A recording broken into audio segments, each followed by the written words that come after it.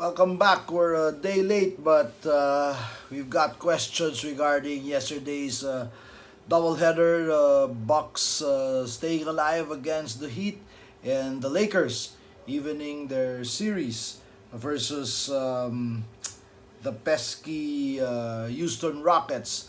We'll just show a few footages today on just a great exchange towards that end game of the Bucks Heat game, and the coaches. I think you'll be able to find some really great sideline out of bounds plays here by Eric Spoelstra, and then you're going to see later on when we break down the Lakers Rockets game just how effective they were in changing up, taking the rhythm out of the Rockets' hot shooting when they came back from that 20-point deficit in the second half. So let's get right to it.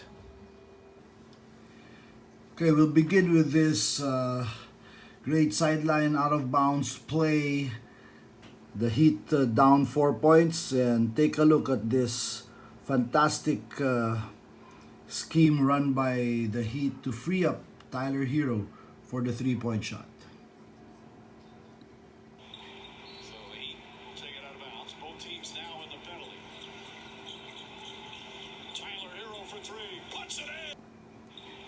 Here we go again.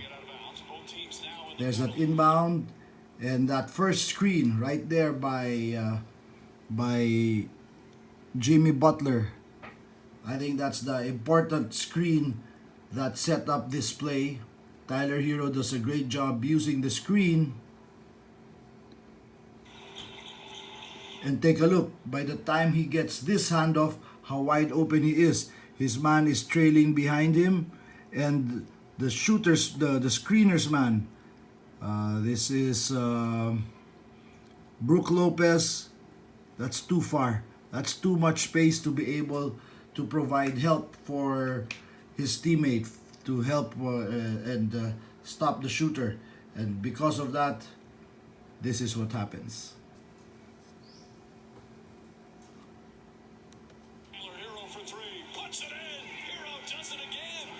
In the return play, the Bucks come up with their own great scheme to get the hot guy Chris Middleton open, and they do that with this. There it is. That's the screen.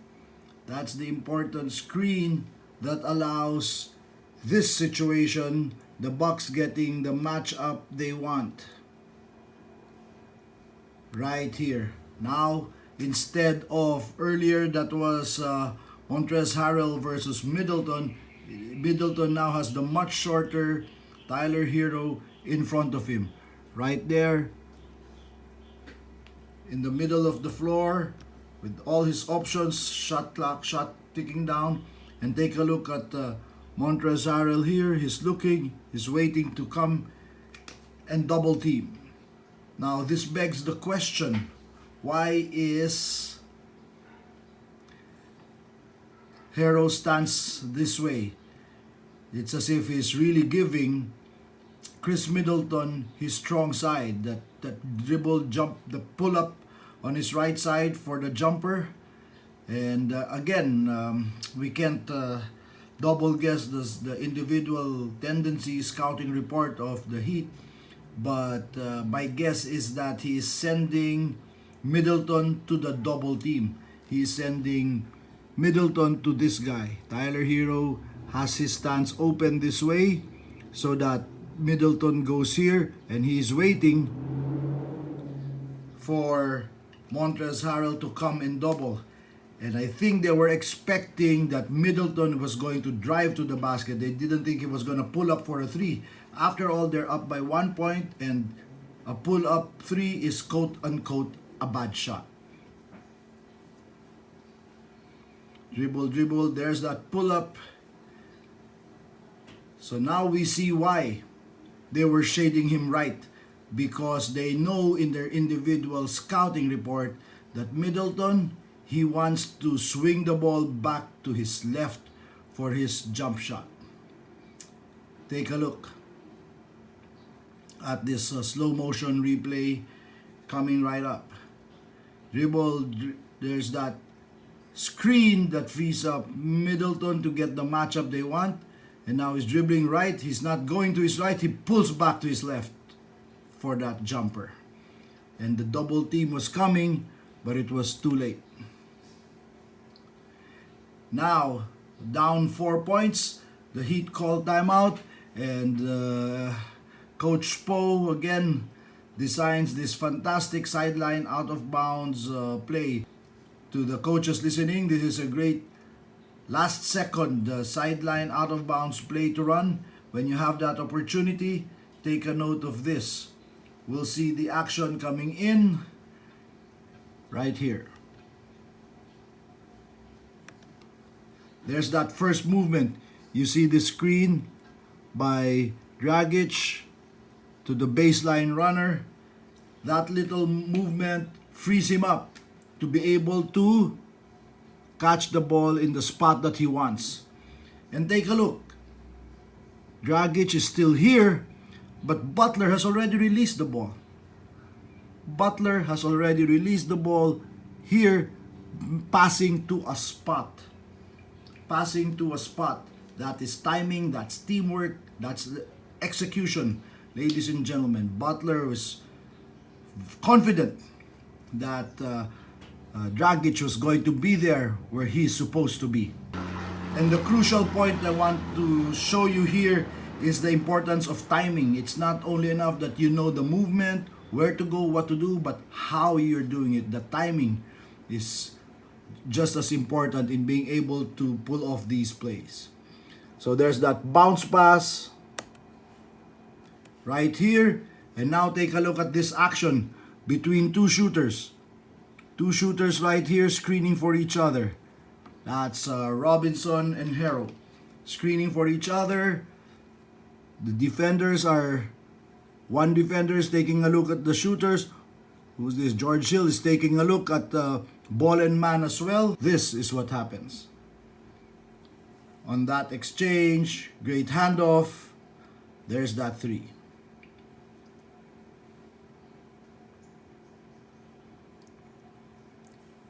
We'll see it again.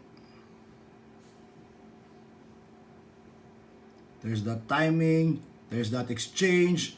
Again, right here, we can't figure out what the defensive instruction was, but there's no business for Hill to be going under that screen when he knows fully well that's going to be a three-point shot for sure. So Harrow's man is already late. I think this is DiVincenzo late coming off and wide open here for that handoff.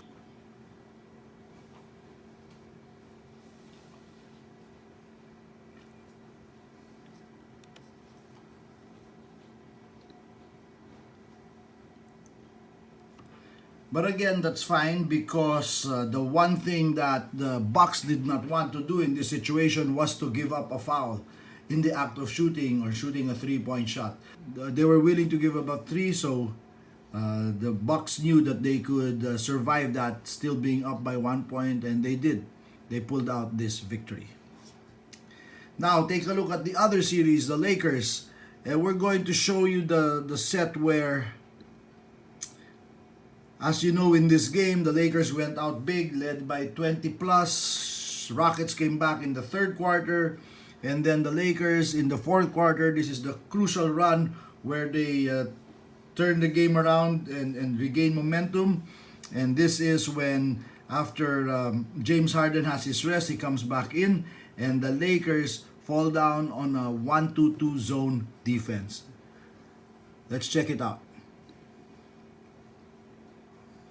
There's that pass right here. And there you have it. You can see that alignment. Okay.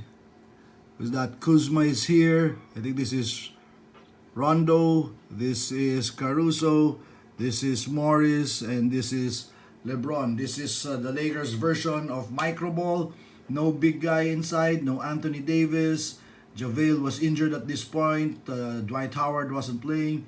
So great call by Coach Frank Vogel to go drop into a zone. And ladies and gentlemen, when coaches change up, a lot of it is really just to throw the other team off rhythm. Because at this point, the Rockets were scorching. They were hitting every shot they were throwing up. So the Lakers felt it was time to just show them a different look on defense and just take them off the rhythm. And we experienced that even with Gilas when we're shooting very well against man-to-man defenses. And you see that a lot in the international game. Suddenly, the other team is going to drop into a zone defense, and you're wondering, we're shooting well, why are they zoning? Because obviously the traditional thinking is that the zone is susceptible to great outside shooting. But again, that timing, the dropping down into a zone messes up the timing and the flow of the offense. And that's what the Lakers are trying to do. They're trying to throw the Rockets off rhythm, throw them off their balance, and mess up their shooting for a while. And this is what happens.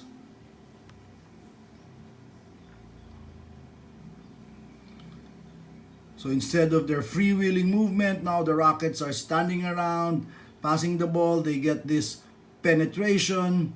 LeBron James runs over from the opposite corner to get that awesome block. Well, not opposite corner, but the same side corner. But from the corner nonetheless. Rockets continue with their possession. There's that 1-2-2. They give up penetration with the miss. And now that's the problem. When you're in the zone, it's hard to pick up your men on transition. Often the previous team that was on defense is in a very natural attacking position on transition. And especially if you have a guy like LeBron who's the rebounder with the ability to push the ball up. And a lot of times on a miss, a successful zone defense can lead to a great transition offense just like this. Easy score to get the Lakers up by 6 after being down. They stay with that 1-2-2 zone. So ball screen doesn't bother them because that's an easy switch versus zones. Penetration kick. Lakers give up layup, but take a look at this. That quick inbound.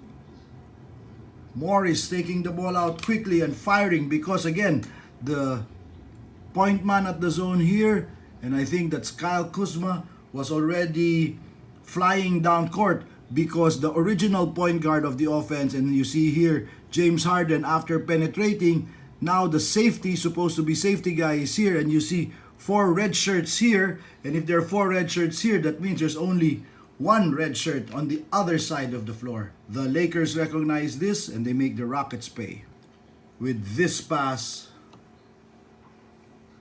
to Caruso and then to Kuzma. 2-on-1 situation on the other side, leading to an easy basket. Still a 6-point lead by the Lakers.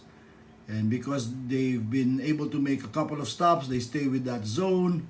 They zone up, stay with that, and take a look. Every time James Harden has the ball and he looks, he always has 3 guys on him. And that's what the zone does for you. It makes it difficult for highly talented and highly skilled individual players. Obviously, there's a 3-on-2 here on the low side of the defense, but these are the things that the zone is willing to give up just to be able to stop an exceptional scorer like James Harden. And sure enough, fly out, wide open look. But they were now off their hot rhythm in the third quarter. Sometimes in the zone you give up offensive rebounds, but that's something you live with. But on a turnover, guess what's happening? Another transition attack. And that was all the momentum that the Lakers needed to regain control of that ball game and get and even up their series 1 apiece. And now it's going to be interesting how it's going to play out in game 3 tomorrow. But there you have it. Just some interesting looks from yesterday's doubleheader. Some nice offensive action in the Eastern Conference series. And very good Lakers adjustment in their game against the Rockets. We'll catch you next time here on Coach's Vision.